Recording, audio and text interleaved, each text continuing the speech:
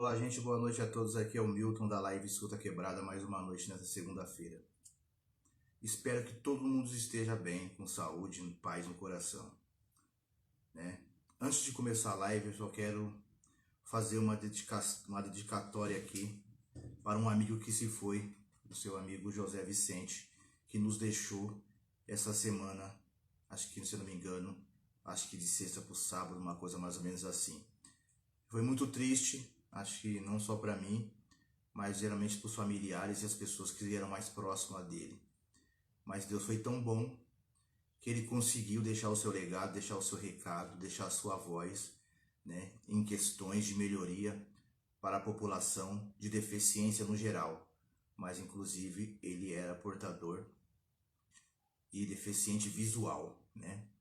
Então eu deixo aqui esse ressalvo, né, e esse muito obrigado, aonde ele estiver, ele seja bem recebido pelo trabalho que ele fez aqui na Terra. Bom,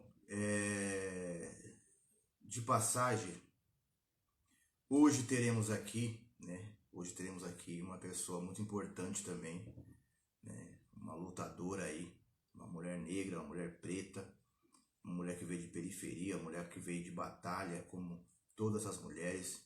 E a gente sabe que para a mulher tudo é um pouco mais difícil. E a dona Thaisa, vai falar um pouco sobre a sua história e a sua trajetória de vida e até mesmo as suas conquistas, né, em relação à questão de estudos e formações e ao mesmo tempo demonstrando que o povo preto pode chegar aonde ele quer chegar. Claro que tudo isso é com muita dedicação, né? Não é assim, nada acontece por um acaso. Tudo acontece porque a pessoa também, de uma certa forma, ela se dedicou. E como ela se dedicou, ela mereceu, né, o seu ênfase, o seu crescimento, né, a sua volúpia, não, e não deixou que isso caísse numa utopia, né? Utopia, muita gente sabe e que utopia quer dizer nada, não vamos chegar em lugar nenhum. Pelo contrário, ela, né, junto também com a sua amiga que acabou de entrar aqui agora, a Michelle, que esteve comigo há alguns tempos atrás também, uma mulher preta também, batalhadora, né, lutadora aí, que tá aí na caminhada, tá na luta, tá na guerra, né? A Camila também, Coelho, muito obrigado por estar aqui, por ter acenado. Também são mulheres também que têm praticamente a mesma luta, se não tiver a mesma luta parecida, mas estão se juntando e fortalecendo muito mais ainda as quebradas e as periferias e mostrando que a mulher pode estar aonde ela bem quiser, ela pode estar aonde quiser, quando quiser, né? Então, tá chegando aqui a Thaisa, tá chegando ela aqui e com certeza vai ser de muita valia a entrada da Thaisa e esse bate-papo para todo mundo, não só o povo de Quebrada, mas sim para todo mundo que queira conhecer a história dessa grande mulher. Quem vocês puderem chamar. E me aceite aí, Thaisa, que eu estou te aceitando, estou te procurando por aqui, para a gente já poder dar início. Ah, acho que já chegou por aqui, certo? Olá, Milton. Acho que chegou por aí. Chegou? Chegou. Tudo bem? Consegue me ouvir? Me Alô, ver? boa noite, tudo bem? Tudo bem, e você? Tudo. Boa noite, E aí, vamos pessoal. se. Já vamos começar a falar, né? Sim, viemos aqui para isso. Primeiramente, quero te agradecer por esse convite. Agradecer a Michelle, que eu já vi que está aqui online, por ter intermediado aí esse nosso encontro para que essa live pudesse estar acontecendo hoje. Tá certo. Eu que agradeço você estar por aqui, né? Eu sei que da sua correria, eu sei da sua batalha, eu sei que não é fácil o trabalho de vocês, mas graças a Deus tudo deu certo e está dando certo. E vamos ao que interessa. Vamos. Começando assim. Quem é Thaisa para quem não conhece? Uau, que pergunta difícil! Mas vamos lá. A Thaisa é uma mulher negra que nasceu na cidade de Nova Iguaçu, na Baixada Fluminense, no Rio de Janeiro, filha da Maria de Fátima, filha do Valentim, irmã do André e mãe de dois pets, que é a Cindy e o Zac. Acho que posso começar a minha fala resumindo a essas a essas coisas todas ou a essas pessoas todas, né? A quem eu pertenço, de onde eu vim. Esqueci o caminho. Não, pode prosseguir. Pode prosseguir. Você falou que é do Rio, e do Rio você já vai falando, e depois, se a sua chegada em São Paulo, talvez, não sei se é isso, mas você já vai falando, vai fazendo o seu cordão aí. Joia. Então, já que eu falei, comecei falando, né, da minha família, não posso esquecer, né, de dizer que eu sou neta é, de dois, né, homem, né, de uma mulher, né, negra e de um homem negro que veio lá de Minas Gerais. Então, assim, da parte do pai, né, eu tenho aí uma parte mineira e também, né, meus avós maternos, né, na verdade, a avó é carioca e o vô também, né, também dois, né, um casal de negros batalhadores, né? Então, assim, eu acho que é muito importante a gente falar, né, quem veio antes da gente, né? Meu pai, ele foi um motorista de transporte de valores. Digo foi porque ele é falecido há 19 anos e foi quem, assim, me incentivou, né, desde muito cedo a estudar, porque não teve, né? Ele não teve a oportunidade, dado ao fato dele ter vindo de uma família muito numerosa, né? Com muitos irmãos. E aí, vovó teve aí 13 filhos. Meu pai, com 10 anos, teve que trabalhar. Então, o sonho dele, né, de fazer uma graduação, infelizmente não chegou para ele, né? Mas ele queria que chegasse para os filhos, né? A minha mãe foi durante muitos anos, né, empregada doméstica, trabalhando aí também como babá, né, de crianças aí, de famílias, né, de alto poder aquisitivo, é, mas uma mulher também muito guerreira, né, meus pais casaram cedo, então eu venho de uma família, assim, que batalhou muito, né? Não nasci em berço de ouro, né? Porque eu gosto muito eu acho muito importante, sabe, Milton, a gente falar sobre isso, porque algumas pessoas que nos conhecem hoje, né, veem toda a nossa trajetória profissional, né, algumas pessoas não conhecem, né, a nossa guerra, a nossa luta, né, de onde vêm os nossos passos. Então é importante, eu acho, para mim é muito importante dizer de onde eu venho, né, quem é a minha família, enaltecer mesmo a minha ancestralidade. Eu acho muito importante. Então, eu pensando aí nessa família, né, que é tão importante para mim, e eu digo que se não fossem os meus pais, se não fosse todo o incentivo que eu tive no meu percurso, né, a minha rede de apoio, bem provável que eu não estaria, né, onde hoje eu me encontro, né? Eu fui a primeira pessoa, sabe, Milton, da minha família a se formar numa graduação. E é bem interessante falar sobre isso, porque no período que eu fui fazer a graduação, eu não tive, assim, referências familiares, né? Como eu disse, na minha família não tinha ninguém que tinha feito faculdade, meu pai queria muito que eu fizesse, batalhou muito, né, para que a gente pudesse estudar e chegasse no nível de graduação. Então, o fato de eu não ter esse tipo de orientação na época não me fez, inclusive, optar por estudar para entrar numa graduação no ensino superior público de qualidade, porque para você ver como eu não tinha referência alguma. Para mim, estudar numa universidade pública e privada era a mesma coisa. Quando eu vi as minhas amigas estudando para cursinho, né, quem podia pagar cursinho, porque eu não podia pagar, também os cursinhos, né, os mais renomados, né, E eu ficava assim, olhando, assim, gente, mas por que que ela está fazendo cursinho para poder entrar numa graduação e tal? E eu lembro que eu fiz, né, processo seletivo para poder ganhar bolsa numa universidade é, privada e fiz ali o vestibular, né? Fiz para duas graduações, né? Escolhi dois cursos, né? Escolhi o curso de Direito a princípio e minha segunda opção foi Serviço Social. Mas por que que eu escolhi esses cursos? Porque eu tinha comprado uma revista, dessas revistas de profissões, e fiz um teste vocacional. E nesse teste vocacional tinha dado que eu tinha vocação para as áreas de ciências humanas e sociais. E aí estava lá, dentre a lista dos possíveis cursos, os primeiros estavam esses. E eu não tinha, assim, a princípio, nenhuma referência também, por exemplo, de assistentes sociais, não tinha na minha família, não tinha próximos.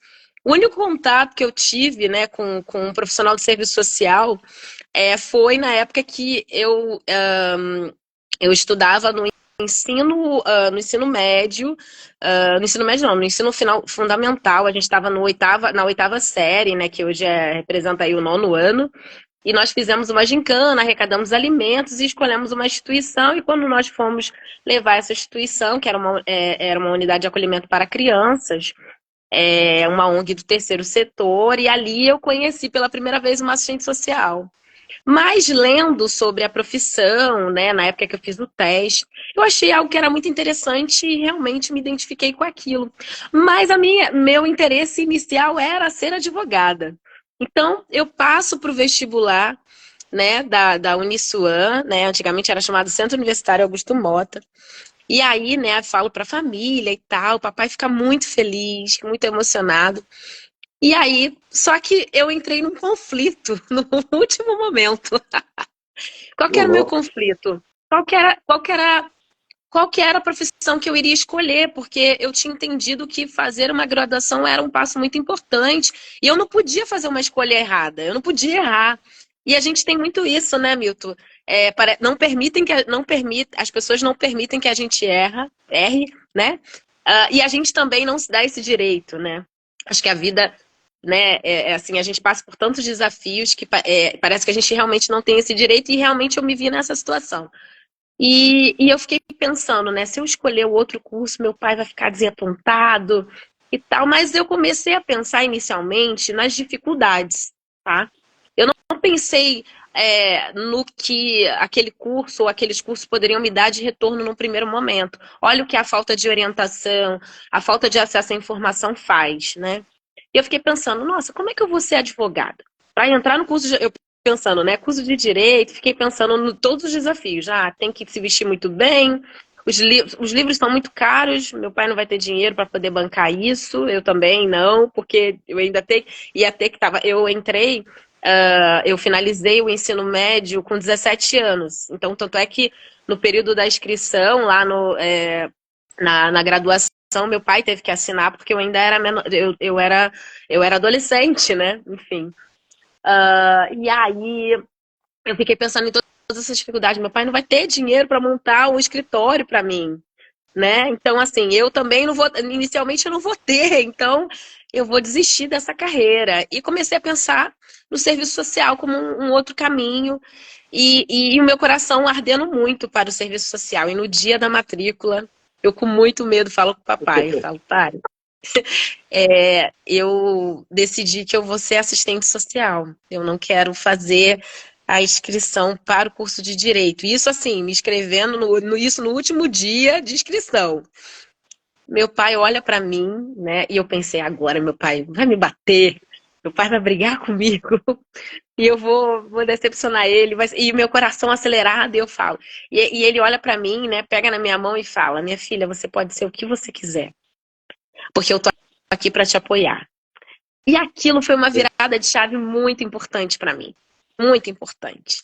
Primeiro porque eu tive o apoio do meu pai, né, que foi comigo, esteve comigo e, e acreditou na minha escolha, né? Decidiu que eu pudesse escolher, né? Algo que de fato seria o meu caminho. Por que que eu estou dizendo que ele deixou eu escolher? Porque tem pais que não deixam os filhos escolherem seus futuros. Eles desenham, projetam, às vezes, né, os seus desejos, os seus sonhos não realizados nos filhos, e aquilo se torna, né, um fardo muito pesado. E o papai deixou, né, eu fazer essa escolha que, de fato, seria, né, algo que seria a minha vida, né? Seria algo que estaria fazendo parte do meu futuro. E assim eu fiz o serviço social. Eu digo que não, eu não me arrependo da minha escolha, apesar de todos os desafios do que é ser um assistente social no Brasil, pensando em termos de remuneração, pensando em relações de trabalho, condições de trabalho que a nossa categoria vivencia. E assim, apesar de eu ter escolhido essa profissão, não foi um caminho fácil, né? Ah, mas ela, olha, como assim, né? Ela diz que veio da periferia, ela veio da Baixada Fluminense, mas o pai dela estava ali com ela ali, teve referência. Muitas pessoas não têm pai como referência, de verdade, né? Não tem o pai para apoiar. Eu tive, né? Eu tive isso, mas papai não esteve comigo durante todo esse processo.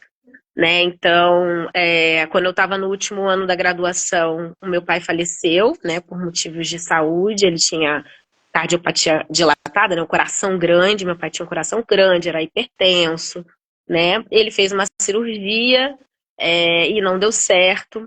E quando meu pai faleceu, né, eu tive que ir até o hospital, né, acompanhar toda a tramitação, e foi quando eu tive, assim, primeiro contato direto, após o período de estágio, assim, como assistente social. E eu não fui bem recebida, eu não fui acolhida no momento que eu mais precisei.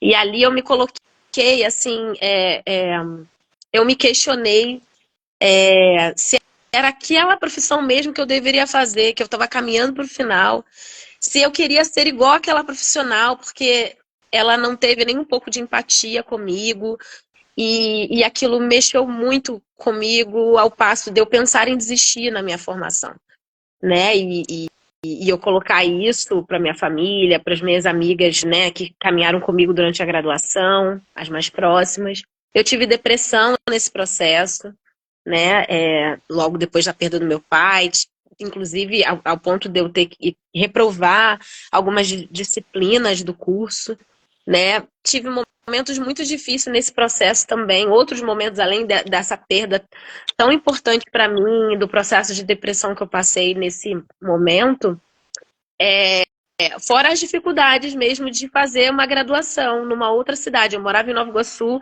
eu fazia graduação no Rio, e assim, para quem não conhece a logística, né, assim, em termos de deslocamento do Rio de Janeiro, é, a gente que mora na Baixada, né, quem mora na Baixada Fluminense, no Rio, paga uma passagem muito cara para ir ao centro da cidade, para ir para a zona sul do Rio de Janeiro, né? Então, assim, tanto a passagem de ônibus, e a passagem de trem, de metrô no Rio de Janeiro é muito cara. Eu acho que é a mais cara do Brasil, né? Hoje eu acho que a passagem de trem é por volta de 7 e pouco, e se eu não me engano, o metrô tá por volta de R$ 8. Mas assim, para aquela época, o ônibus, né? E hoje ainda é muito caro, o ônibus intermunicipal. Então, por vezes eu não tive dinheiro de passagem, por vezes faltava dinheiro para alimentação, né? Porque tinha dias que a gente passava o dia inteiro, né? Eu estudava de manhã, tinha momentos que fazia disciplina de manhã e à tarde.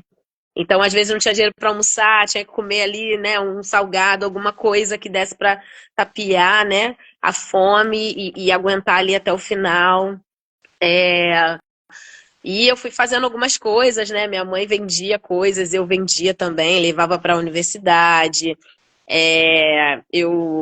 Minha mãe fazia artesanato na época, eu levava para vender para as minhas colegas. Eu vendi aquelas revistas tipo Avon, né? Que hoje tem Natura, mas na época tinha Contém um Grama. Eu vendi Contém um Grama. Então eu fazia algumas coisas assim para eu poder conseguir algum dinheiro, porque meu curso era matutino, então, que era mais barato, inclusive, né? E aí, por estudar de manhã, não conseguia emprego para trabalhar, né? À noite, pensando nessa coisa toda, deslocamento, né? A minha entrada, né? Era, enfim. Então, tudo isso Foi uma dificuldade, eu conseguia empregos temporários, né? Então, durante a graduação, eu fiz empregos temporários numa livraria, trabalhava numa livraria e fazia esses, digamos assim, esses biscates, ou buscava ter essa renda extra para poder Alternativa. ajudar na despesa, né? E depois eu fui trabalhar eu fui trabalhar como assistente social, não de imediato, sabe? Então eu tive que, é, quando eu terminei a graduação, eu ainda fui trabalhar na área comercial, enquanto eu não consegui emprego na minha área. Então, é, foi algo assim, né, que não foi simples, não foi aquele caminho orgânico. Terminei a graduação, saí direto para o mercado de trabalho, não foi assim, né? Tá aí, Mas depois que eu... Oi, pode me perguntar. não, não, você vai continuar. É que tem gente que está pedindo para entrar no vídeo, entrar na live ao vivo, e, por favor, é que agora não dá. Nesse momento não dá para dividir a tela com vocês, porque o espaço é da Thaisa. Me desculpe, talvez seja amigos de você, os seus amigos mesmo. Pode Não é por ser. maldade. Tá cheio de estrelinha me chamando aqui, mas eu não vou abrir essa porta agora porque é com você.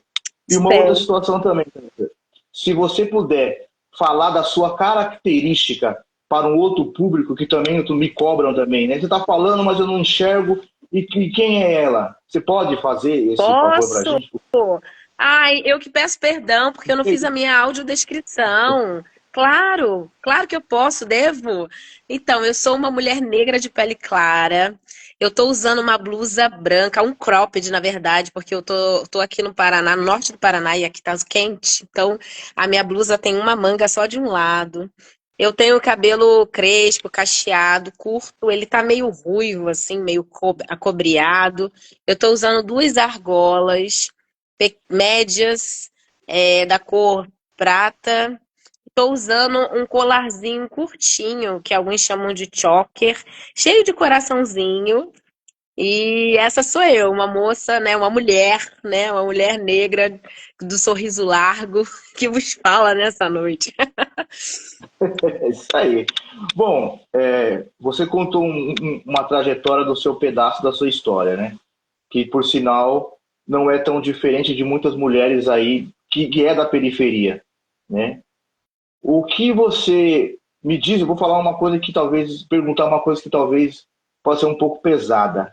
O que você passou nesse tempo que você estudava, as discriminações, tipo de discriminação que você sobrecarregava e você trazia para dentro da sua casa sem falar com os seus queridos pais?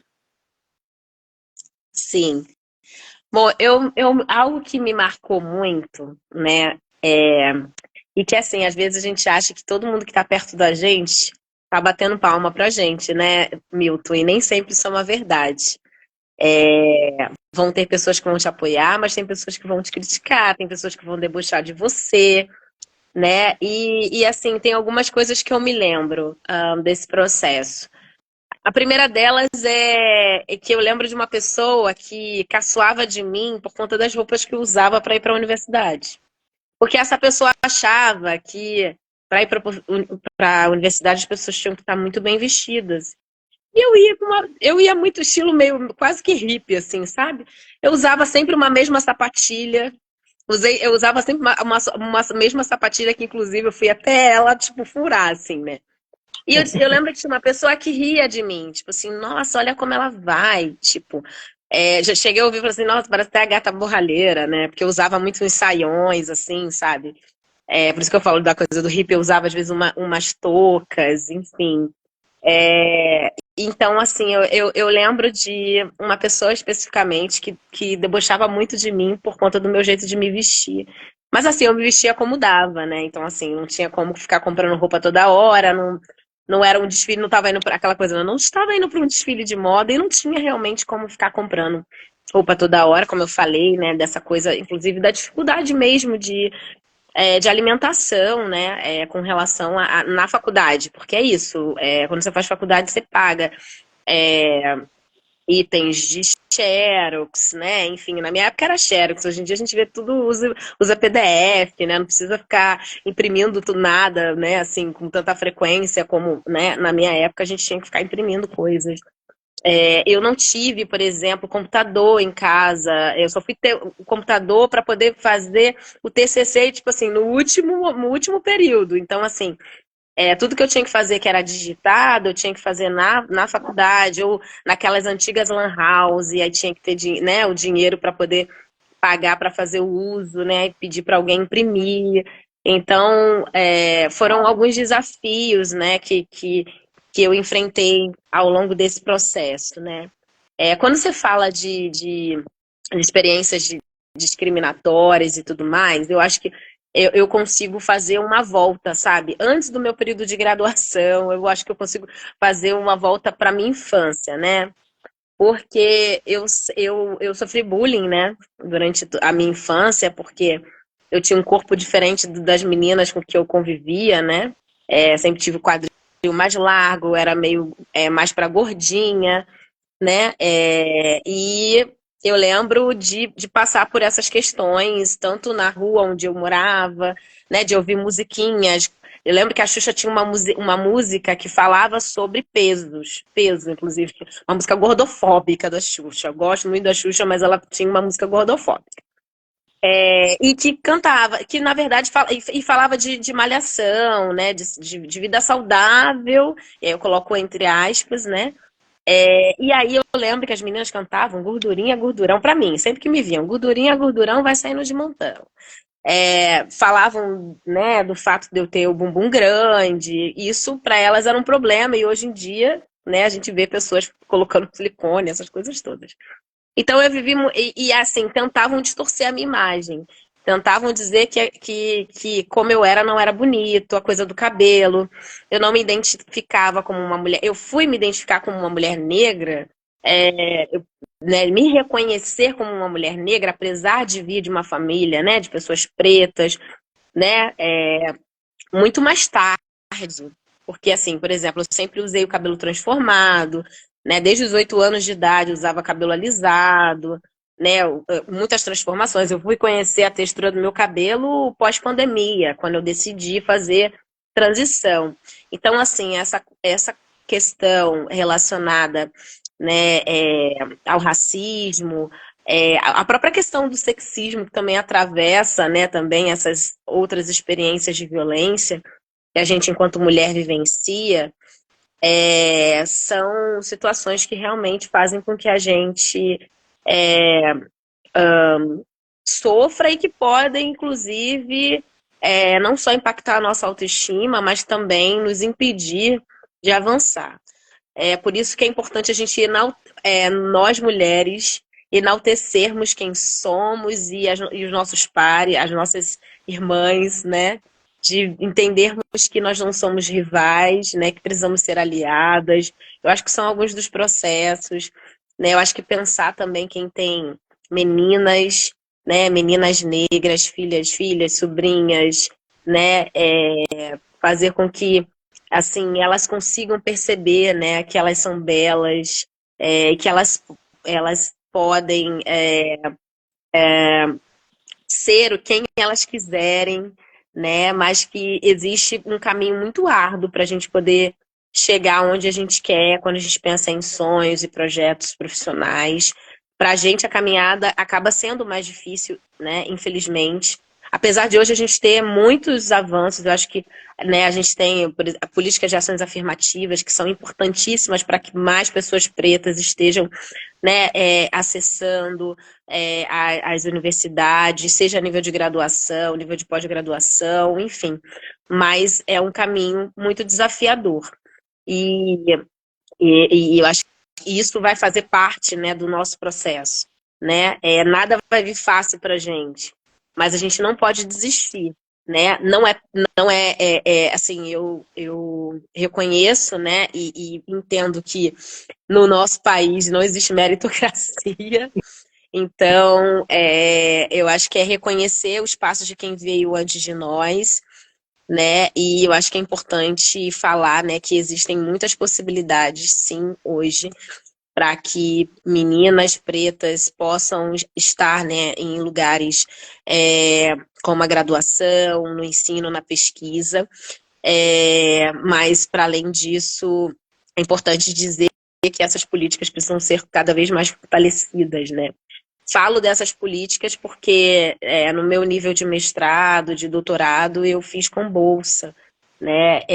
Você fala do meu caminho até São Paulo, né? E eu acho que faltou chegar, né, nesse momento e pensar que quando eu falei para vocês que depois de um tempo que eu me formei em serviço social, né? Eu acho que de 2 anos depois é que eu fui atuar como assistente social. Depois disso eu não parei mais de atuar. E eu sempre fui uma pessoa muito curiosa, sabe? Eu sempre, assim, onde eu estava trabalhando, eu queria conhecer e me apropriar mais daquilo que eu estava fazendo. Então, eu, eu sempre, nos espaços que eu tive, eu fui ganhando promoções, né? Então, eu trabalhei numa instituição do terceiro setor, como assistente social, uma instituição que trabalhava com crianças e adolescentes com deficiência. E lá, isso foi meu primeiro emprego de carteira assinada como assistente social. Aí eu fui convidada a supervisionar um programa que atendia egressos do sistema penitenciário, né? Só que nesse período foi quando eu decidi fazer especialização. Eu fiz especialização na área do direito e da saúde. Olha o direito voltando aí para minha vida. Até Pois porque é é. importante dizer, né, que o assistente social, ele trabalha, né, na perspectiva de garantia de direitos. O que significa isso? Que nós, assistentes sociais, orientamos pessoas, encaminhamos pessoas para que elas tenham acesso a benefícios, serviços, né, para que elas tenham conhecimento e consigam alcançar, né, seus benefícios, direitos sociais, direitos às vezes básicos, como direito à alimentação, direito à habitação, a um benefício social, como, por exemplo, um Bolsa Família, a encaminhamento para emprego, para acolhimento, uma série de coisas a gente pode trabalhar em várias áreas, né? E aí, depois disso, eu queria saber, quando eu decido fazer a especialização, eu fiquei pensando exatamente para poder potencializar ainda mais o meu trabalho, conhecendo outras legislações, pensando também nos acessos à saúde, né? Porque a gente sabe que existem alguns desafios hoje, quando a gente pensa no acesso à política à saúde, política de saúde, então eu queria conhecer um pouco mais sobre isso.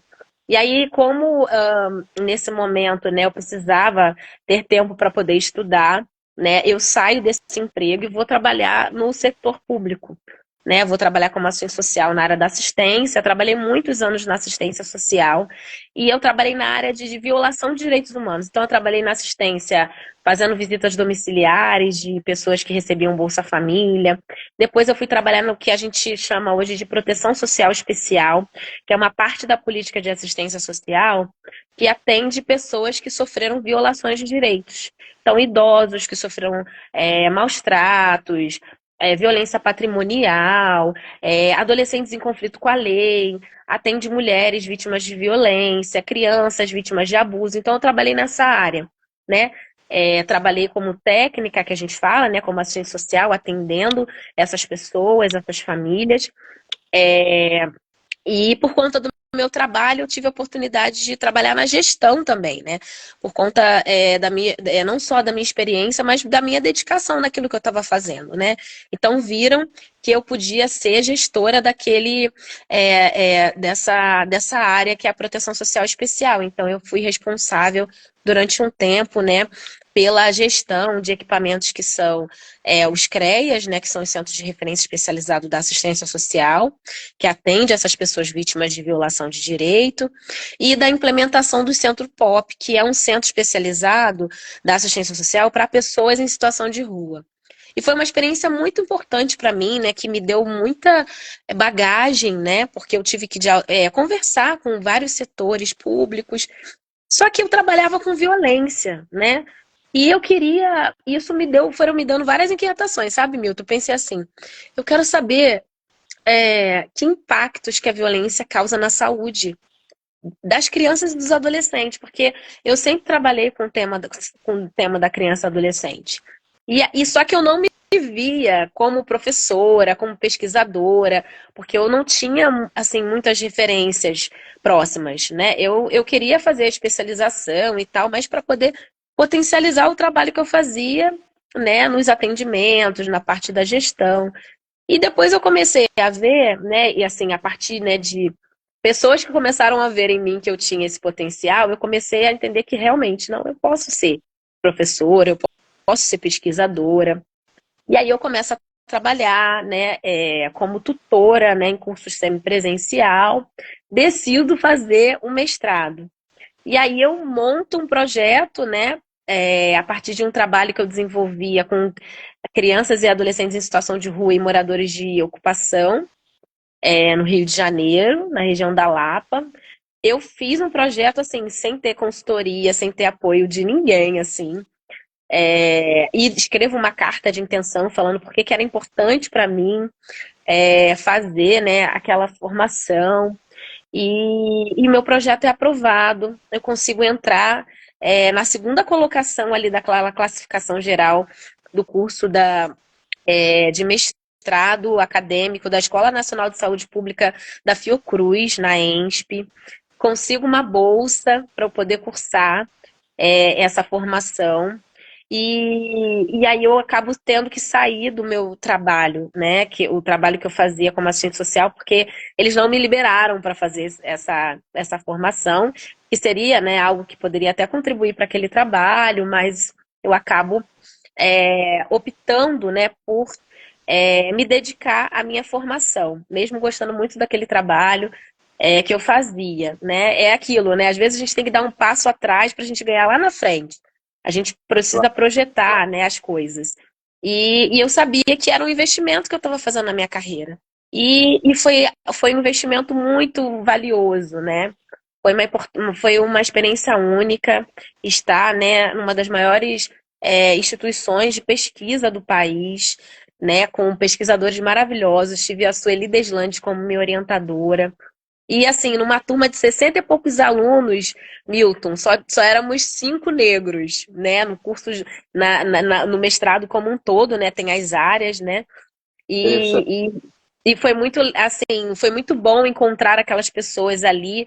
E depois eu descobri o coletivo negro na Fiocruz, passei a fazer parte desse coletivo, conheci outras mulheres, outros homens, outras pessoas ali pretinhas que também estavam ali, também tendo, né, o seu desafio de estar numa instituição de pesquisa que majoritariamente é ocupada por pessoas brancas de classe média alta, e a gente estava ali, né? Concluí o meu curso com muito desafio também, né? Porque eu trabalhava, depois eu passei, né? Continuei trabalhando, mas na área do ensino, né? Então eu tinha que conciliar em uma parte desse percurso, né? No ensino e da pesquisa, né? Num períodozinho aí dessa formação. Fazer mestrado é tudo muito intenso, né? E foi um caminho assim, eu decidi que no período do mestrado, no finalzinho do mestrado, eu decidi que eu queria fazer o doutorado. E eu pensei, se eu não fizer o doutorado agora, eu não sei se eu vou conseguir fazer depois. Por conta dos outros projetos que eu tinha, pensando nessa coisa de voltar para o mercado de trabalho, né? O mercado de trabalho formal, né? Enfim, ou pensando mesmo na lógica do concurso público. E aí eu decido, assim, no último semestre do meu mestrado, defendendo já a dissertação, eu falo para minha orientadora, Sueli, eu quero fazer doutorado. Ela ficou maravilhada e tal. Ela, mas Thaisa, só tem tipo, só tinha uma semana para eu montar projeto, para fazer tudo. Falei, se eu não fizer agora, Sueli, eu não vou fazer mais. Isso assim, eu finalizando, já eu numa fase final da minha dissertação de análise de dados, é uma coisa muito pesada, sabe? Que requer muita dedicação, muitas horas de leitura, né? De escrita, é algo que demanda muito da gente. E quando a gente faz essa formação, a gente é meio que fica até afastado mesmo da família, dos amigos, porque são muitas horas, né, de trabalho mesmo, porque ser pesquisador, né? Fazer uma pós-graduação não é só estudo, gente, é um trabalho, tá? Então isso é importante dizer, né? E aí eu decido me inscrever, consigo no último momento também, assim, mas deu certo, consegui emendar uma coisa na outra, né? Tipo, porque eu entrei em abril no doutorado, em maio eu defendi a minha dissertação. Consegui a bolsa, que era algo que era importante para mim, né? Ter ali, né, esse suporte financeiro. E conseguir a bolsa da CAPES para poder fazer, né, o doutorado. Eu continuei a minha pesquisa, eu pesquiso o cyberbullying, né, de crianças e adolescentes, isso tanto no mestrado quanto no doutorado. Então foi esse o caminho que eu fiz, né? E assim, eu falo que foi uma oportunidade tão valiosa, porque eu passei a trabalhar com pessoas que antes eu lia, que na minha graduação, a minha orientadora foi alguém que eu li na minha graduação. Uma pessoa que eu nunca imaginei que eu poderia ter um contato, foi minha orientadora. Depois eu continuei trabalhando com ela em pesquisa, faço parte ainda do grupo de pesquisa da professora Sueli Deslandes, a gente pesquisa violência digital contra mulheres, contra adolescentes, e a gente trabalha com prevenção de violência digital também, a partir dessas pesquisas. Então, eu pude conhecer pesquisadores, autores que eram assim referências para mim. Pude escrever com essas pessoas. E foi algo assim muito valioso, né? E, e quando eu olho para trás, né, e vejo assim todo o desafio que eu enfrentei, quando eu estou em reunião em família e vejo assim que eu fui a primeira a me formar na minha família, né, a fazer graduação, e eu olho, hoje a gente já tem, né, tem químico, tem professora, né, da área de letras, português, literatura, tem pessoas formadas em geografia, tem bacharel em direito, enfim. E a gente conversa sobre isso, né? E quando falam para mim assim, nossa, você foi uma inspiração para mim, eu me espelhei em você, né? As filhas das minhas primas, porque eu não tenho crianças, né? Não tenho filhos. E quando elas falam isso para mim, assim, isso assim, me emociona muito, né? Porque às vezes a gente olha para outras pessoas, né, que inspiram a gente, e quando a gente ouve pessoas dizendo que se inspiram em nós, isso dá um gás pra gente, né? De dizer assim, olha, não foi em vão cada desafio, cada noite não dormida, cada negativa de artigo, né? Porque vida de pesquisador também tem isso, né? Cada não, cada coisa que eu tive que abrir mão, né? Para poder chegar na no nível, né, de mestrado, depois de doutorado, né? Com essa titulação eu pude me tornar professora, né, universitária. A minha primeira experiência como professora universitária, eu trabalhei numa universidade federal, e foi uma experiência riquíssima, porque eu entrei por uma vaga de cotas, né? Então eu fui a primeira professora negra do curso de Serviço Social da Universidade Federal do Paraná, no curso de Serviço Social. E quando eu cheguei, assim, eu recebi um abraço tão bonito, tão gostoso de uma aluna, que hoje já é uma assistente social, né? A, a Carolina. E ela fala assim, professora, nós estávamos esperando por você. Muito obrigada por você ter chegado. E aquilo me Agora, marcou não, muito. não cortando o seu assunto aí. Agora, só entender uma coisinha. Rio de Janeiro, São Paulo e Paraná? É isso? Agora eu estou no Paraná. Voltei para o Ah, Paraná. você voltou para o Paraná. Voltei Era, para o Paraná. você saiu Porque do eu fiz um ciclo Rio? assim, ó. Eu vim para o Paraná primeiro para ser professora, né? Como professora substituta da Universidade Federal. E aqui, né, quando eu vim para cá da primeira vez, foi nesse processo que eu me inscrevo para o edital da USP de pesquisadores negros. Né, o segundo edital que a USP abriu para selecionar pesquisadores negros e negras do Brasil inteiro. Eles selecionaram 52 projetos de pesquisa. E aí, o meu projeto foi um dos selecionados. E assim, mais de mil pessoas se inscreveram para essa seleção. Né? E eu tive um projeto selecionado, né, nesse edital, né? Era um edital que era para poder financiar, né, uma pesquisa com bolsa, né, de um ano, podendo prorrogar para mais um ano. E aí é nesse processo que eu vou para São Paulo, né? Então Ah, eu decido seguir, né, nesse processo de formação. Que é um processo a gente chama de estágio, né? De estágio em pesquisa, né? Porque é a oportunidade de você ser um pesquisador, né? E desenvolver a sua pesquisa de forma pouco muito mais autônoma de quando você está num doutorado, né? Então a gente no pós-doc você vai para um departamento, para um instituto de pesquisa e um professor, né, um pesquisador que é da casa te recebe, né, como alguém que vai ser ali a pessoa que vai te dar uma espécie de suporte, né, ali na universidade.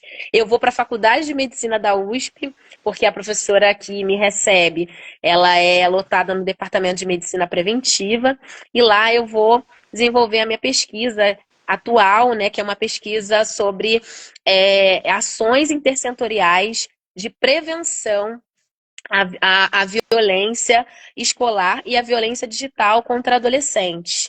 Né? Então, atualmente, o que nessa pesquisa eu estou fazendo? Eu olhei para os planos de segurança pública dos 26 estados e também do Distrito Federal, e olhando para esses planos, eu identifiquei, né, que tipo de ações intersetoriais eram propostas para a prevenção de violência escolar e violência digital, né, e que setores estavam sendo, né, chamados para pensar essas ações intersetoriais. Então, esse trabalho é o primeiro eixo da minha pesquisa. O segundo eixo da minha pesquisa, eu estou analisando atualmente, né, que esse é o segundo ano, eu estou entrando para o segundo ano do pós-doc. Eu tive até a renovação da minha bolsa, porém, eu fui convocada, né, para trabalhar na Universidade Estadual aqui de Maringá. Então, eu hoje estou como professora também, né, da Universidade Estadual de Maringá, né, no curso de Serviço Social. E por esse motivo, né, eu abri mão da minha bolsa para atuar, né, como professora, porque, né, eu fiz o mestrado, doutorado também por esse caminho, mas eu sigo como pós-doc da USP, né, do Departamento de Medicina Preventiva, que é vinculada ao programa o programa que eu estou vinculada é o de saúde coletiva, que é desse departamento, lá na Faculdade de Medicina, né? Então, assim, é super desafiador, né? Foi algo super desafiador, né? Esse meu processo de ir para São Paulo, de estar na Faculdade de Medicina, que é uma faculdade, apesar de ser uma faculdade pública, é uma faculdade que majoritariamente tem pessoas brancas, de classe média alta. Ali daquele departamento eu sou a única, ainda sou, né, a única pós-doc negra. A gente tem outros pós-docs negros, né, que entraram nesse edital, como eu falei, mas são de departamentos, são de institutos, né, de faculdades distintas, né, dentro da USP, né, que é uma universidade enorme, né, e de grande referência, né, nacional e internacional. Mas foi muito desafiador, né, estar naquele espaço. Mas também foi muito recompensador, né, poder ter o protagonismo na minha pesquisa. Eu tive trabalhos, né, que resultaram dessa pesquisa que foi premiado, né, eu ganhei um prêmio num congresso que eu participei, né, divulgando parte do meu resultado de pesquisa. Então, assim, são alguns dos frutos, né, que eu venho colhendo, né, dessa minha caminhada na pesquisa, no ensino, né? E aqui, né, sigo daqui, né, com essa pesquisa, né, agora no Paraná, mas sigo vinculada à USP, né, aí em São Paulo, para essa segunda etapa da pesquisa, né, que é na qual eu estou trabalhando analisando, né, fazendo um levantamento do trabalho dos assistentes sociais na educação e vendo que tipos de atividade, de ações de prevenção à violência digital que as minhas colegas que estão nessa área da educação estão desenvolvendo, né? Então, é uma pesquisa que vai aí, eu digo que desbravar mesmo, né, uma área da nossa, que é uma possibilidade, né, de atuação do assistente social, que é trabalhar com as expressões da questão social que acontecem no ambiente digital, né, ou seja, com as violências que acontecem no ambiente digital, né, que atingem as nossas crianças e adolescentes, né, como o cyberbullying, como os desafios perigosos, como o compartilhamento de imagens íntimas sem o consentimento, né, que infelizmente não só as mulheres, né, adultas, mas as adolescentes também vivenciam essas experiências, Então, esse é o caminho da minha pesquisa, né? E tem sido uma experiência muito enriquecedora, né? Eu gosto muito de falar sobre esse tema, falar com adolescentes, com crianças nas escolas, de trabalhar também com capacitação, né? Para profissionais que estão também nessa área, né? Da educação, da assistência social, porque são situações que chegam, né? Todos os dias para esses profissionais. Então, eu penso que, né, o fato de eu ter me tornado especialista nessa área também é para dar essa devolução, né? A gente faz pesquisa no Brasil e a gente precisa devolver para as pessoas, né? As informações que a gente vai colhendo, as reflexões que a gente vai fazendo, né, enquanto pesquisador. Então, é importante a gente comunicar para as pessoas, né? Elas saberem da importância da pesquisa, mas saber o que a gente fez, né? Então, para mim, é um prazer muito grande fazer essa coisa que a gente chama de divulgação científica, sabe? Milton, eu acho que esse espaço que você abriu aqui se torna para isso também, para poder falar sobre essas coisas, né? Para além da gente estar aqui falando da trajetória profissional, dos desafios, né? Pensando nessa lógica dos desafios, não foi fácil para mim. O período do pós-doc, eu vivenciei algumas experiências aí de racismo em São Paulo, né? Onde eu morava. Enfim, vários momentos aí desse meu processo, né? Algumas às vezes acontece, inclusive, às vezes tentativas de silenciamento, né? Em alguns espaços que a gente vai, né? Pessoas que às vezes tentam se apropriar daquilo que a gente já disse, né? Então, por isso que é importante a gente saber quem a gente é e a gente se posicionar e não permitir que pessoas, né? Não assim se apropriem de falas que são nossas, né? E isso esses são posicionamentos que a gente que vem com a gente, né? À medida em que a gente vai se fortalecendo, que a gente vai se reconhecendo também. Mas também quando a gente dá as mãos, né, para os nossos irmãos. E aí, nesse meu caminho aí no pós-doc, lembra que eu falei que eu estava num departamento e que quando eu cheguei, eu não vi nenhuma pessoa, não tinha visto pessoas negras, sabe? E aí eu vou procurar, falei, gente, onde estão as pessoas pretas aqui dessa faculdade, né? Desse departamento e tal. E eu encontro, né? Na secretaria, né? Profissionais muito queridas, né? Mas aí eu descubro o coletivo negro Núcleo AIE, que é o coletivo negro da Faculdade de Medicina. E aí eu me aproximo desse grupo maravilhoso, que inclusive está aí com um evento que está para acontecer agora em outubro, entre os dias 14 e 17. Vai acontecer a Sexta Semana Preta. E esse grupo me acolheu, né? É um grupo formado por estudantes de graduação, estudantes negros de graduação, né? Negros, periféricos, né? Que conseguiram entrar na Faculdade de Medicina da USP, alunos de mestrado, de doutorado. E eu começo a participar desses encontros, desse coletivo. E eles me convidaram recentemente, eu me voluntariei também. Eu falei, gente, eu quero estar com vocês, eu quero contribuir de alguma forma, contem comigo. E hoje eu faço parte de uma das coordenações desse coletivo negro, e estou aí junto com eles, ajudando a pensar algumas ações, né, de apoio aos estudantes negros que chegam na USP, né, na Faculdade de Medicina e que chegam, às vezes, chegam sem referência.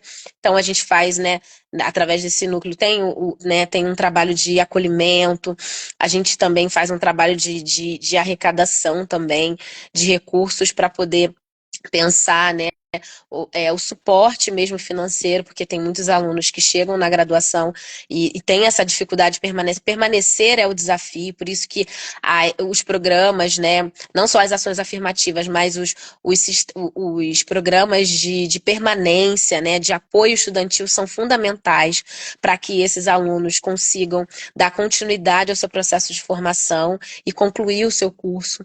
Então tem sido uma experiência muito maravilhosa poder participar também, né, desse coletivo, de alguma forma contribuir a partir da minha experiência, né? Porque eu sou a única que sou pós-doc, que estou ali nesse grupo. Mas é importante dizer que também, né, a partir desse edital que eu entrei como pós-doc, né, nós temos um coletivo de pós-doutores negros. Também foi uma oportunidade que a gente encontrou, né, de se aquilombar, de se fortalecer e também de pleitear, né, também algumas questões direcionadas para os pós-docs negros, né? Porque quando a gente entra como pós-doc numa universidade, Milton, a gente não é funcionário, né? E a gente não é aluno, a gente é um pesquisador que é considerado ali como um pesquisador externo. Então a gente não tem tem algumas questões relacionadas a acessos e direitos que são um pouco limitados. Então a gente junto com esse grupo, né, decide pensar algumas ações aí para não só divulgar o nosso trabalho, né? A Michelle faz parte desse coletivo junto comigo, a Michelle Brandão, né? E tem outros colegas muito queridos, né? Pedro, enfim, Daniela. São pesquisadores maravilhosos de áreas completamente diferentes da minha, né? Michelle, por exemplo, é da farmácia, né? E juntos ali naquele coletivo, a gente tem tentado pleitear, por exemplo, a institucionalização desse programa, que esse edital se torne um programa institucional, para que outros pesquisadores, outras pessoas pretas consigam também fazer a sua pesquisa com financiamento, né? Porque fazer pesquisa no Brasil é muito caro. E você precisa se manter, você precisa comer, né? Você precisa se vestir, né? No meu caso, né, eu tive que mudar de estado, então precisei pagar aluguel.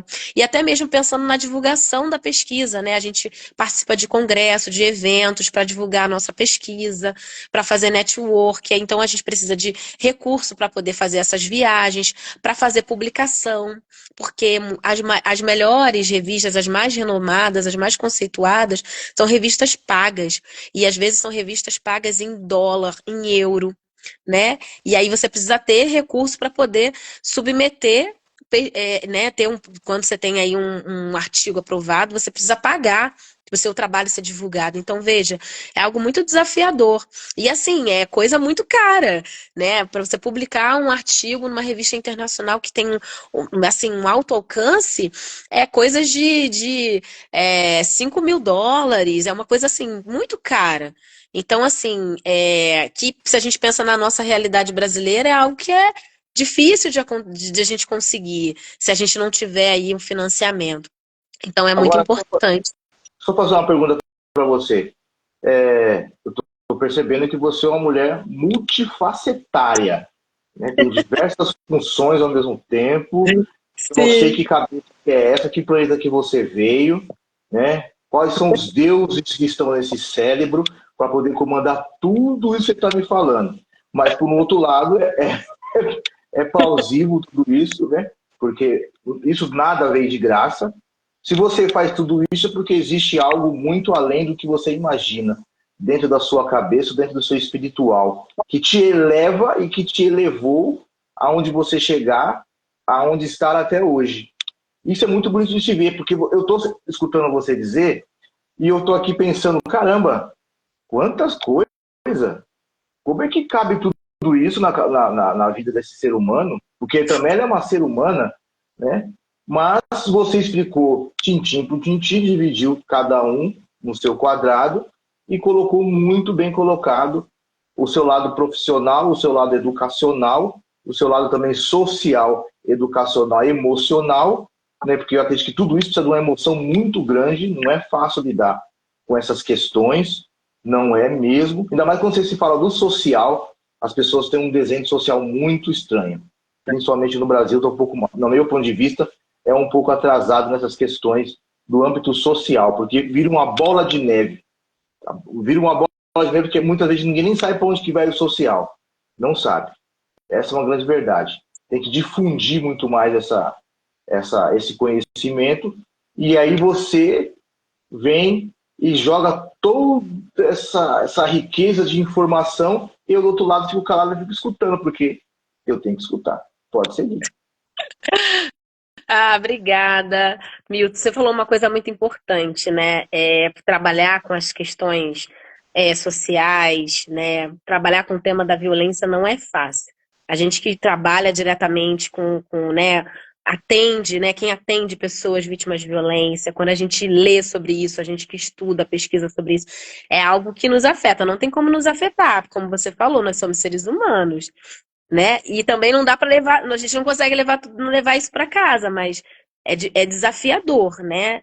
Então, assim, terapia, a fé também, são mecanismos de apoio aí que a gente precisa ter para poder lidar, né? Não só com isso, mas com os nossos enfrentamentos do nosso cotidiano, né?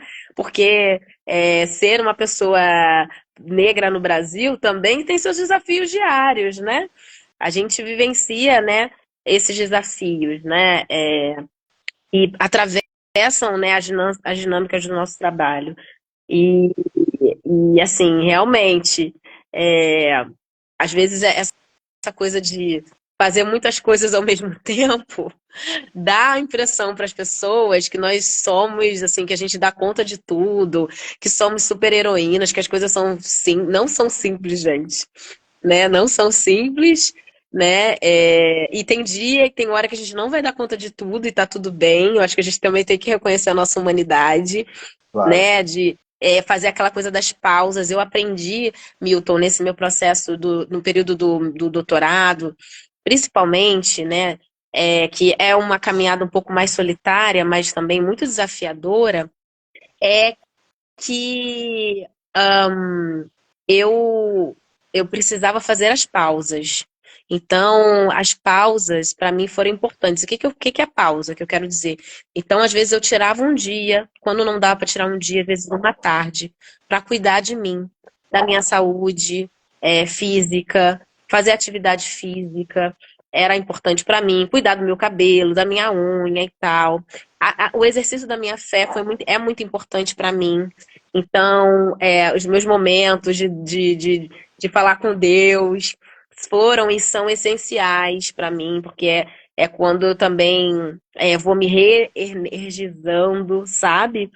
Então, são algumas coisas que a gente vai fazendo que ajudam a gente a seguir em frente, sabe? A família, ter momentos com a família, tempo de qualidade com os amigos. Nos últimos anos, assim, eu falo que Deus me presenteou com amigas maravilhosas, principalmente nesse meu processo, assim, né? Quando eu venho, né, quando eu vou para o Paraná e depois vou para São Paulo, né? Antes de eu ir para São Paulo, Deus me deu assim amigas maravilhosas, assim. Antes disso, eu tenho, né, já tinha amigas muito queridas que já estavam comigo, tenho amigas de anos que caminham comigo, amigas da época da adolescência, amigas que eu conheci depois, né, mais à frente,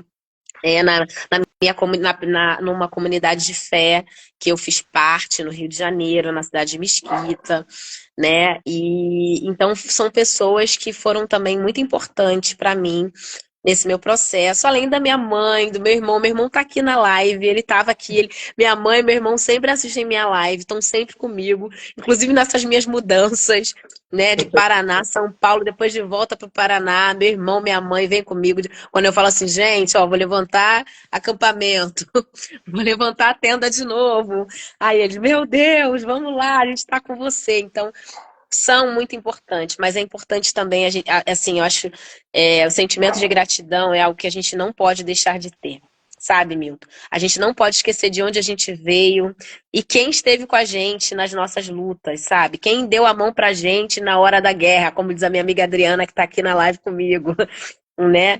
Então é sobre isso, sabe? Então eu sou um tipo de pessoa que eu reconheço, sabe, bastante. Quem esteve comigo, né? Como diz a minha amiga Ana, né? Quem esteve comigo nas trincheiras. Eu faço muita questão de reconhecer e enaltecer essas pessoas e de mantê-las comigo, né? Até hoje. Mas também, assim, eu penso que além da gratidão, né? A gente também tem que valorizar essas pessoas, né? Que caminham com a gente, família, né? Eu acho que é isso. Ó, minha sobrinha tá aqui também assistindo a live, minha flor de maracujá. Beijo. A Kelly tá aqui também, a mãe dela. Então, isso é importante, né? Assim, a gente ter o apoio dessas pessoas, né? Mas nem sempre, assim, eu tive, né? Eu vejo isso como um privilégio, como uma oportunidade, mas nem sempre a gente vai ter. Nem sempre a gente vai ter pessoas do nosso lado, vai ter momentos da nossa caminhada que vai ser a gente pela gente mesmo, que vai ser o Verdade. corre só nosso. E mesmo quando esses momentos acontecerem, a gente não pode desistir, porque tem um monte de gente olhando pra gente, tem um monte de gente esperando a gente, E o né? dele Assim, maior, exato. Então, eu acho que isso que é importante dizer, que vão ter momentos que a gente vai se ver sozinho, né? Mas a gente precisa avançar. E pensar que quando a gente avança, a gente está preparando o caminho, né? E aí, falando como uma mulher negra, né? Quando a gente avança, a gente está abrindo caminho para outras virem atrás da gente, para outras virem com a gente, sabe?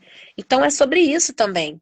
Para aqueles que, assim como prepararam um caminho para a gente, né? Se eu cheguei aonde eu cheguei, porque vieram muitas outras pessoas antes de mim, né? E elas prepararam o caminho para eu poder passar. Hoje eu preparo o caminho para outras virem. E daqui a pouco, como diz o meu amigo Daniel Campos, tem um bonde pesadão aí vindo atrás da gente, vindo com a gente. E aí é isso, a gente tem que estender a mão para essas pessoas. Então, assim, eu sempre me coloco nesse lugar, assim, de orientar. Eu trabalho com consultoria, né, acadêmica, então, assim, e de estar sempre aberta mesmo para quando a galera vem, assim, o que você me orienta aí de graduação, na escolha da pós-graduação, que curso que eu vou escolher? Porque é isso, eu não tive orientação, eu tive outros apoios, emocional, afetivo, né? Apoio religioso, mas às vezes falta essa instrução, né? Porque é isso, quando você vem da base, quando você vem, às vezes, de algumas realidades como a nossa, que você não teve outras referências na família, né? É, é importante que se tenha outros espaços para que você possa recorrer, né? E assim conseguir ter, né, uma orientação para que você chegue, né, na formação que você, né, sonha, né, o que você deseja, né? Então, eu vejo isso como um trabalho também, eu acho que como parte da minha missão, sabe? Não só lecionar, fazer pesquisa, né? Trabalhar na formação de outros assistentes sociais, de outras pessoas da área da saúde, enfim, da assistência, mas também de orientar jovens, sabe? De dar esse tipo de suporte também, no sentido do processo para outras formações, sabe? Com relação ao destino, né? Vamos pensar assim, né? claro. Tem a ver também com propósitos, né? E eu acho que é sobre isso também, sabe? Thaís, assim, eu vou te fazer um pedido, talvez que você tenha mais voz aí. Eu preciso fazer uma live com uma pessoa que fala de mente. É que Ótimo. estão me pedindo bastante. Milton, eu preciso que alguém fala de mente com você. Tem um psicólogo preto, negro, que fala alguma coisa referente, porque as pessoas estão muito confusas. Está muito Sim, difícil a mente humana aqui, principalmente na sim, periferia. sim. Então eu gostaria, assim, caso você algum, conhecer alguém que trabalha com você ou estudou com você, que queira participar da live, só entrar em contato comigo no direct, a gente desenrola, marca um dia e abre um espaço para falar também, né? E Sim. uma coisa muito interessante que eu venho percebendo, essa live aqui ela é 90% mulher. Olha só que bacana. 90%. Desde quando eu comecei a live, a minha primeira foi com uma moça, uma mulher também que trabalhava com trança. E Uau! daí só foi mulher. Eu tive um homem só. Olha só, as mulheres vão conquistar o mundo, Milton. Vamos dominar o mundo. Eu É acho sobre isso isso. um dado muito interessante, porque Sim, vocês têm mais coragem de falar. Vocês são mais sim. abertos para esse âmbito da comunicação. Vocês falam mesmo e não quer saber. Vocês falam mesmo e já era. É claro que aqui é feito para todo mundo, mas Sim. infelizmente, ou felizmente, vou dizer felizmente, temos as mulheres aqui como protagonista da live Escuta Quebrada. É É 90% verdade. são vocês. Olha só, eu tenho amigas maravilhosas que estão aqui comigo. A Adriana, a Valéria Cardim, Claudinha querida, que trabalha comigo no grupo de pesquisa sobre ativismo digital, né, de enfrentamento à violência contra a mulher. A Francis Firmino, que é uma assistente social maravilhosa, doutoranda, foi minha aluna no curso de administração pública da UF. Assim, trabalha com o enfrentamento à violência contra a mulher. A Sulamita, que é uma amiga querida que trabalhou comigo com a questão dos adolescentes em situação de rua, na São Martinho. A Adriana, que é minha amiga da igreja, né, de uma comunidade de que eu participei durante um tempo, que é estudante de medicina veterinária, e entrou na graduação depois dos 50 anos, hein, gente? Então veja só, nunca é tarde para realizar um sonho, nunca é tarde para estudar. Então, olha só mulheres maravilhosas. Tem a Kelly aqui também, que é a mãe da minha sobrinha estão assistindo. Então, é sobre isso, ó, tá vendo? São mulheres. Mais uma Mulheres vez. guerreiras, trabalhadoras, maravilhosas. Eu fico contente quando isso acontece, porque olhando para trás, isso era muito mais difícil. Hoje está ao contrário. Parece que o homem está se recuando a sua própria fala e dando vozes para vocês. Né? Talvez isso aí, eu não sei qual motivo, razão, circunstância que está tendo esse fenômeno, mas existe. É a mesma coisa de falar do empreendedorismo periférico. Quando se fala do empreendedorismo periférico, praticamente hoje estamos com 14 milhões de empreendedoras. A metade são periféricas. A metade são periféricas e a metade periférica quebrada também. Porque é um problema muito sério isso. Mas, infelizmente ou felizmente, eu canso de dizer, nas minhas palestras, quando eu dou, que se não fosse o Brasil não quebrou, foi por conta de vocês. Porque vocês destrincharam cada situação para sobreviver e para fomentar e para poder ajudar a família de vocês, cada uma dentro do seu quadrado. Acho que o Brasil tinha quebrado, porque um monte de gente recuou e vocês iam para a rua. Ficou uma coisa bem, principalmente o lado periférico. Dentro desse núcleo, acabou crescendo diversos empreendedores e empreendedoras. Você vê que cada esquina tem um salão de cabeleireiro, tem aquela que vende o salgado, aquela que faz o bolo, aquela que faz a unha. Então, se expandiu. Só falta o lado econômico, né, acontecer. Que para a mulher é um pouco mais difícil buscar esse lado financeiro. Não sei por que também existe esse problema da mulher ir no banco custear, pedir um valor X e ela ser negado para ela por diversos motivos, razões e circunstâncias. Não consigo entender, mas uma hora isso vai ter que mudar. Mas o avanço que vocês já deram, e essa que você pode explicar melhor, que você é do social, você pode explicar melhor, talvez, essas mudanças aí. Você falou agora, quando você falava das mulheres, né, empreendedoras, eu lembrei de várias amigas minhas, né? Inclusive aquelas que tiveram que se reinventar, né, nesse período da pandemia, né, de pensar em várias estratégias, né, de subsistência, né, pós-pandemia, né, conseguiram dar continuidade, mas você traz aí algo que é realmente desafiador, né, pensar que na nossa realidade brasileira, né, a maioria das famílias são chefiadas por mulheres, né,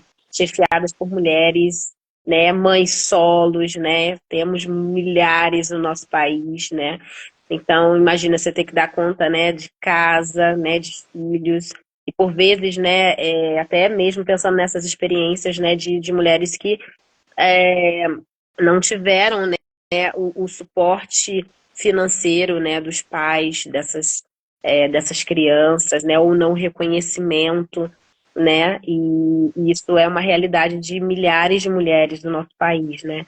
Eu acho que, assim, a gente teve avanços muito importantes, né, quando a gente pensa em políticas para as mulheres, mas ainda há muito que se avançar, né, eu acho que a gente precisa muito avançar em ações que realmente favoreçam a autonomia financeira das mulheres. E aí, como eu trabalho com a temática da violência, né, contra a mulher, Eu fico pensando, sobretudo, nesses casos, né, dessas mulheres que precisam sair desses ciclos de violência, né, e por vezes elas vivem com, né, aquelas que vivem com companheiros, né, que são aqueles que seriam os provedores da casa, né, quando essa mulher às vezes tem que se ficar, né, no processo de dedicação, né, aos filhos, ou quando ela abre mão do trabalho para poder fazer, né, estar dedicada aos filhos, ou até mesmo pensando nessa questão do desemprego, né? Então, quando ela está numa situação de violência e precisa sair desse ciclo, né? E ela precisa, às vezes, ter que dar o restart na sua vida, né? Então é isso, às vezes procurar uma nova profissão, ou procurar uma profissão, né, caso ela não tenha, buscar uma formação, né, um aperfeiçoamento profissional. Então, é algo que é muito desafiador, né? É, e quando a gente pensa nesses desafios, como você falou, né, o exemplo da questão, né, de não ter talvez um financiamento, né, num valor melhor para ela conseguir ali iniciar o seu trabalho. Eu fico pensando, às vezes, em outras questões mais simples, como é, às vezes, a questão de um salário melhor mesmo dentro da área em que ela já tenha uma formação, né? Porque ainda é uma realidade, né, que tem sido aos poucos superada a questão da diferença salarial, né, de homens para as mulheres. As mulheres ainda continuam recebendo menos, apesar de termos muitas mulheres em cargos de lideranças, né, e esse número tem crescido, né, inclusive né, crescido o número de mulheres, não só mulheres negras, mas sobretudo de mulheres em cargos de gestão, mas a realidade ainda precisa se avançar, né, a respeito disso. Né? Então, as ações, né, as políticas voltadas para as mulheres precisam permanecer nas agendas políticas, né? Já que a gente está em período de eleição, né? Eu não levanto bandeira política para nenhum político, mas eu acho que é importante dizer, a gente está no momento, né, de eleição municipal, e aí eu acho que as pessoas que vão votar agora, no mês que vem, têm que olhar para isso. Ó. Olhe se seu candidato, a pessoa que você pretende votar, tem políticas municipais pensadas para as mulheres, seja no enfrentamento à violência contra a mulher, mas, sobretudo, pensando nas políticas que vão pensar essas ações que vão fortalecer as mulheres, né, a entrada delas no mercado de trabalho, o processo de profissionalização, né, então, pensando até mesmo nessa questão do empreendedorismo que você falou, né, porque são muitas, né, realmente, Milton, mulheres que precisaram, né, e que precisam dar conta, né, sozinha, né, dos seus filhos, das suas vidas, e até mesmo aquelas que têm companheiros, né, que vivem com alguém, né, por vezes tem, né, que tá aí nessa função também, né, de partilhar, enfim. Então, eu acho que é algo que é importante a gente pensar, né, o fortalecimento das ações para as mulheres, né.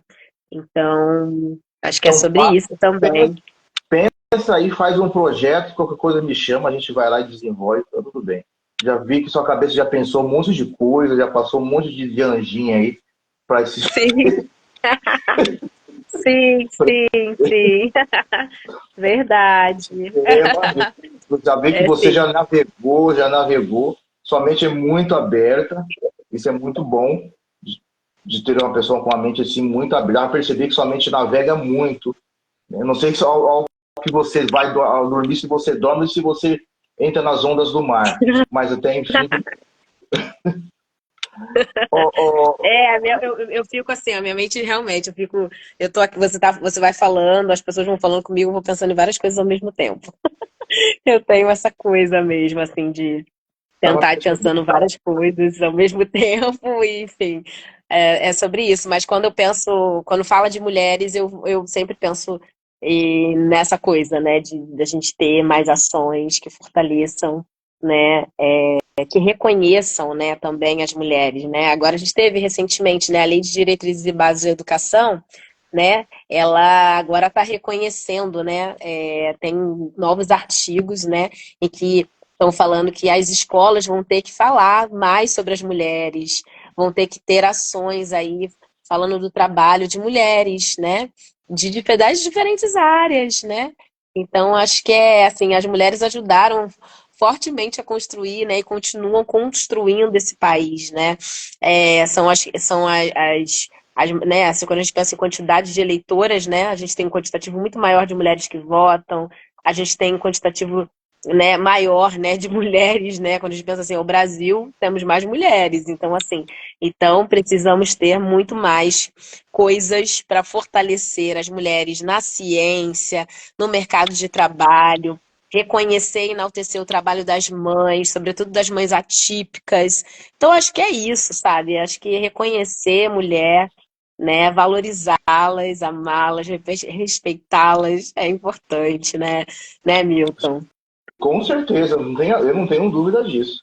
Eu levanto essa E bandeira. falar em amor, meu amor tá na live também. Beijo. Quem é ele? Ah, Cadê ele? Fugiu? ele tá aqui na Fala live. um oi aí, Não, é o Wesley. Wesley. Wesley, obrigado por estar participando aí, dando a moral pra gente aí, viu? Valeu mesmo. Obrigadão. Uhum. Compartilhe com os amigos que o papo foi bom. Mas, Thaisa, infelizmente, estamos chegando ao final da live Escuta Quebrada. Sim. Muito obrigado. E eu gostaria que você, dentro desses 5 minutos, você deixasse o seu recado, por mais que você já deixou, algo que talvez você passou despercebido, que você tem 5 minutos para a gente poder finalizar e até uma próxima vez. Fique à vontade. Bom, Milton, eu quero super agradecer você ter aberto aí o espaço da live, né? Escuta Quebrada, para eu poder conversar, né? Um pouquinho, falar um pouquinho aqui, né? Da minha trajetória, um pouco dos meus percursos, poder também falar, né, sobre enfrentamento à violência. Quero agradecer a todo mundo que ficou aqui nessa live com a gente, quem fez comentário, quem reagiu à live, quem ajudou a compartilhar. Dizer que eu estou à disposição também para poder falar das minhas pesquisas, falar do meu trabalho enquanto acadêmica, né, que pesquisa o tema, né, do enfrentamento à violência, falar dessa minha experiência também como professora, né, como consultora. Enfim, eu fico super à disposição também para ter outros momentos, seja de participação aqui na tua live, em outros espaços também, Claro. né? Eu acho que a nossa missão é essa, né, também, né? Comunicar as pessoas, né? Orientá-las. Então, é sobre isso, eu super me coloco à disposição.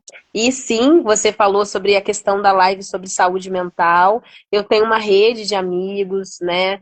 E de psicólogos, né? Conheço psicólogos negros, posso colocar algumas pessoas em contato contigo para poder também Por favor. contribuir com essa live, né? Para que essa live continue chegando a mais pessoas, com outros temas, porque é um espaço muito importante, né? E é isso, né? De a gente ir conhecendo outras pessoas, né? Outras pessoas pretas que trabalham em outras áreas.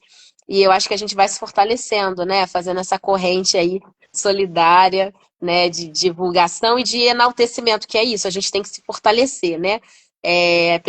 Nós, pessoas pretas, temos que nos fortalecer, né? Divulgar nosso trabalho e também, né? Continuar tendo apoio dos nossos aliados, né? Que são aquelas pessoas que não são pessoas racializadas, mas que também estão com a gente, né? Na luta, né? Antirracista e que também reconhecem e apoiam o trabalho de pessoas pretas, né? Então é isso. E fechar aqui também o meu anúncio da Sexta Semana Preta. Vai ser um evento que vai acontecer lá na Faculdade de Medicina da USP, dos dias 14 ao dia 17. Então as inscrições para as palestras já estão disponíveis no Instagram do Núcleo AIE, que é o Coletivo Negro da Faculdade de Medicina. São atividades gratuitas, então ninguém paga nada, vai ter coffee break todos os dias, vai ser à noite, né? Tanto no caso do dia 14 ao dia 17, cada dia vai ter uma temática de palestra, pensando, né?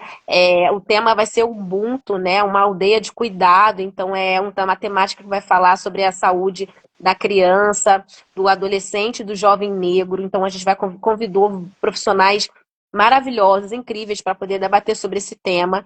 Vai ser presencialmente na Faculdade de Medicina, mas vai ter também a transmissão É online pelo YouTube do Núcleo AIE, né? Então a inscrição é 0800, o Coffee Break vai acontecer lá também 0800, né? As palestras vão acontecer de 18h30 às 21 horas e no dia 19 vai ter o festival É Som de Preto, que vão ter vários artistas negros com diferentes manifestações culturais nesse dia. Aí a festa, o Festival Som de Preto vai ser no sábado, dia 19, mas vai ser na parte da tarde, vai começar às 2 horas, vai terminar às 19. Então, assim, qualquer pessoa negra pode participar, qualquer pessoa interessada pode ir lá se inscrever. Então, assim, tem o link de inscrição para as palestras que vão acontecer na Faculdade de Medicina e tem a inscrição para o Festival É Som de Preto. Então, convido todos vocês a participarem da Sexta Semana Preta, promovida pelo Núcleo AIE. Então, assim, tem o apoio aí da PRIP, da coalizão a coligação de coletivos negros da USP, né? Então, vai ser um super evento. A gente está, né, buscando aí várias parcerias para poder fazer esse evento para os alunos, né? E para quem não é aluno, né? Aquela pessoa que quer conhecer, né? Quer chegar na universidade, né? Quer ter conhecimento e também participar dessa festa, que é uma celebração nossa. E todos são convidados. Valeu. Muito obrigado, Thaisa. Muito obrigado mesmo, de coração. Né? O microfone vai estar sempre aberto para você, para os seus colegas, para todo mundo que é preto, quem não é preto também. Não tem problema algum, né? E só tenho a agradecer. A gente ficava até mais 2, 3 horas para frente. Aqui acaba o tempo, aí dá um pim-pim aqui, que o Instagram ele dá uma chamada, porque o tempo já está se esgotando. Mas muito obrigado de verdade.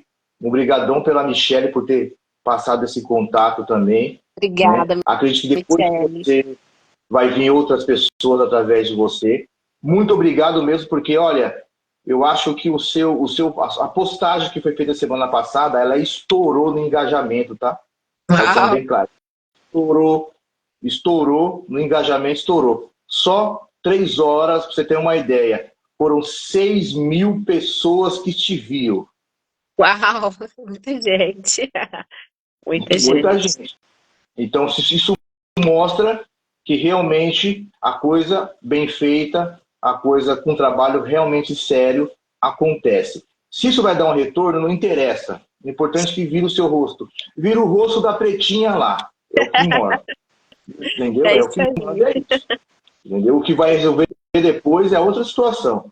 Mas muito obrigado, tá? Agradeço de coração. Até a próxima vez. Gente, muito obrigado a vocês convidados. A live Escuta Quebrada termina por aqui, mas na próxima segunda-feira estarei com outro convidado. E muito obrigado a todos, boa noite e um beijo no coração. Que Deus abençoe todos vocês. E estarei lá com certeza na USP reverenciando esse bate-papo de vocês. Obrigada. Tchau, tchau. Tchau, tchau.